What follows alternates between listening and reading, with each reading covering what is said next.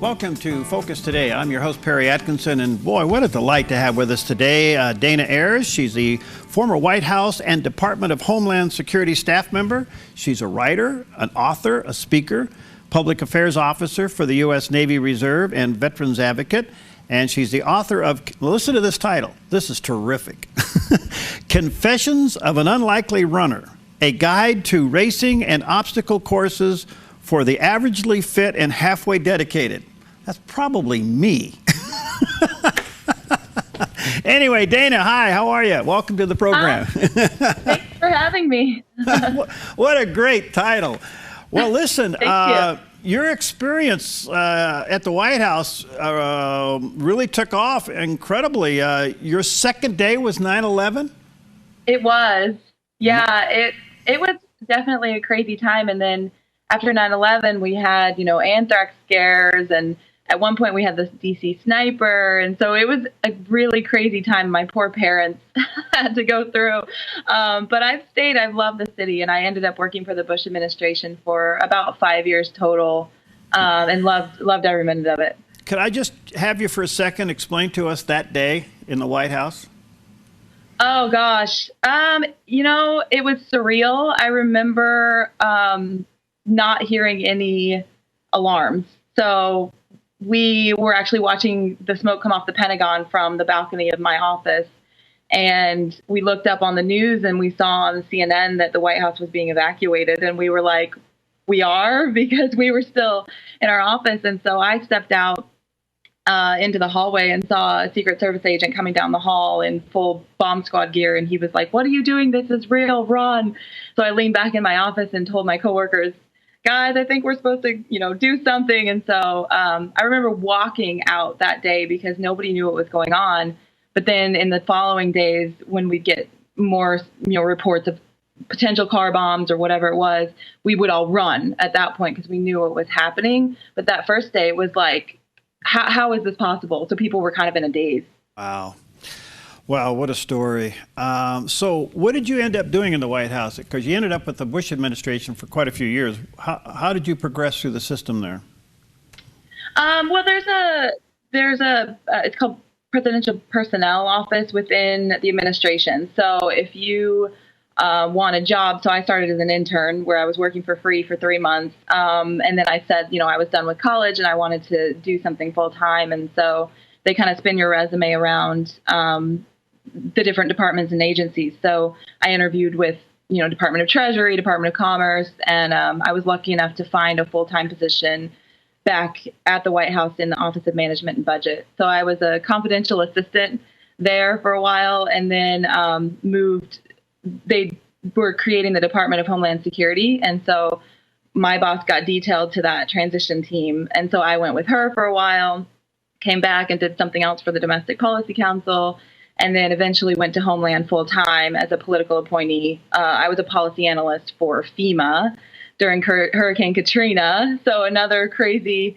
national disaster. And then I did a couple other things as a special assistant within Homeland before I finally left and became a consultant. So I've been a consultant ever since. Good for you. All right. Well, the book is How Running Changed Your Life. Were you a runner before all this? No, President Bush is who got me into running. He was an avid runner, fast, and he created a 5K race just for staff. And I did it just because it was novel. I'd never ran before. But who can say no to running with Secret Service agents and the First Lady and Condoleezza Rice? So I ran it just because it was fun. I didn't train, but I kind of got hooked after that. And I started doing a lot of races, but I'm still really slow. It doesn't come naturally to me. And so the book is half entertaining because of the funny misadventures I've had, but also half encouraging for people who feel like they can't be a real runner because they're not fast enough or thin enough or dedicated enough, because I feel like I'm someone they can relate to. All right, the book is entitled Confessions of an Unlikely Runner. There's a picture of it there on the screen. Let me encourage you to check it out. at Barnes & Noble or Amazon, Confessions of an Unlikely Runner by Dana Ayers. Dana, what's it like running with the President of the United States? So I was in the same race with him. I was not anywhere near him. President Bush used to run 6-minute miles, and I am nowhere near that. So I was actually closer to the First Lady, who was walking the whole race. But, you know, it was just, President Bush's, it was just inspiring because he, you know, he was consistent. He would take his Secret Service agents out when they were in Texas for the weekends or out at Camp David, and you know, he'd run 3 miles often. And so, like I said, I did the race just because it was novel and it was fun. But then I ended up getting hooked on it, so I have him to thank. And I'll actually see him next month in Dallas for a White House or a administration staff reunion. So I hope to tell him that he kind of inspired the book. Well, you need to come to Oregon. We got a lot of great running trails here, so definitely. We'd love to have you on the trail. Well, listen, did you have any embarrassing moments as a runner? Oh yes. And I don't want to scare people because I don't think these are normal, but I kind of have embarrassing moments in life in general. So it definitely comes through in my running too. But yeah, I did one full marathon. And I was doing my longest training run, which was 20 miles. And my pants split open down the middle, like down the inside seam. And I was 13 miles in. I was 7 miles from my car. I didn't have any money or a cell phone on me. And so I talk about this in the book, but I ended up having to tie tape around my leg like a tourniquet that I had to take from a 7-Eleven alongside the road and run all the way back with this crazy hole in my pants and tape around it. And it ended up chafing the inside of my leg so bad that I couldn't run for the next week. So that ended up my worst injury. But I've had a lot of funny stuff happen, but it's been a fun adventure too. I've met so many great people running and had so many great stories now. So well, you know, one of the things that seems to be common out of runners is goal setting. It helps you not only in your running, but just overall life. Did you find that to be true? Absolutely. Yeah. I think running is a great microcosm of life, and you can learn all things about yourself. You can learn all sorts of things about persevering, being resilient, and how to deal with failure. I do think that I've learned, you know, patience and how to keep going and why it's important to keep going all through running. So that's why I think it's something that everyone should try. And I think a lot of people are intimidated and they think that it's only these super crazy, fast, skinny, dedicated people out there. And it's not. I've seen people of all shapes and sizes, people with disabilities, all finish races. And so it's a really welcoming community. And I think that there's so many rewards in it that everyone should give it a try. Wow. Now, you picked up an interesting label along the way, the Ambassador of the Unlikelies. What is that? What does that mean? Well, I feel like, you know, as an unlikely runner, for one thing, because like I said, I'm not athletic and it doesn't come naturally to me, but I found that in other parts of my life. I'm an unlikely White House staffer. You know, I didn't grow up politically connected. I didn't have a path into the White House like most people do. I didn't do a campaign. I say I got there because of God, because I feel like there's no reason that I should have ended up there. But I think that a lot of people see people in other situations and they think, man, I wish I could do that. And so the Ambassador for the Unlikely is kind of my way of saying, I don't think you should talk yourself out of things. I think there are ways to do all kinds of things in life, and you even if you feel like you are an unlikely candidate for that kind of thing, whatever it is, if it's running, if it's a dream job, if it's whatever, traveling the world, I think there are ways to get there. And so I feel like some of my stories in life kind of attest to that, because I found myself in a lot of situations I probably shouldn't have been in. Well, let me say to our viewers again, check out the book. It's called The Confessions of an Unlikely Runner.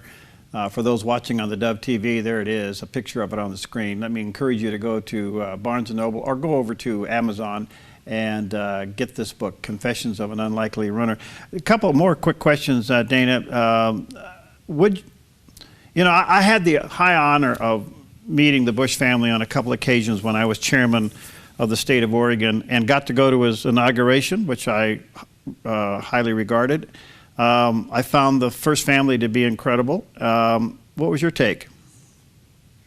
I love the Bushes. You know, I wasn't around them a ton, but when I was, both of them were very much like what you see on TV. I feel like they were very real, and yeah, I have fond memories of them. So you're going to see him when? In a couple of weeks?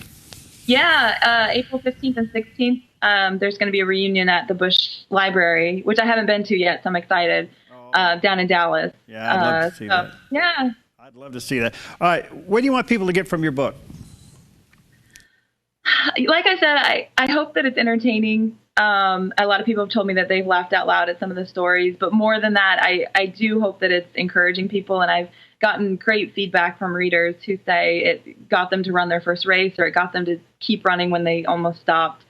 And that it's more than just running, that it's about more than just running, that it's taught them things in life. And so that makes me really happy. And I hope that it continues to motivate people. And I'd love to hear from readers. So all my contact information is on my website, dcdana.com. And so, you know, let me know what you think of the book, or let me know your own stories. So it's been really fun to connect with people. What a joy to have you. Thank you. Let me just say to our viewers and listeners again, DC Dana, that's pretty good, dcdana.com. Look for the book in the stores. It's called The Confessions of an Unlikely Runner. I love the subtitle, A Guide to Racing and Obstacle Courses for the Averagely Fit and Halfway Dedicated. That's what she used to be. Now she's totally fit and totally dedicated. No, I still have to struggle. I still have to teach myself the same tricks over and over, but it's only available on Amazon.com for the most part. So it's not in stores yet, but it's definitely available online. Okay, thanks. Talk to you again soon, okay? Okay. Okay, great. Thank you. All right, we'll be right back.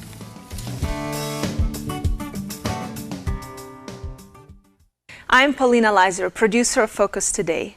Thank you for watching this video, and make sure to check our other videos at thedove.us.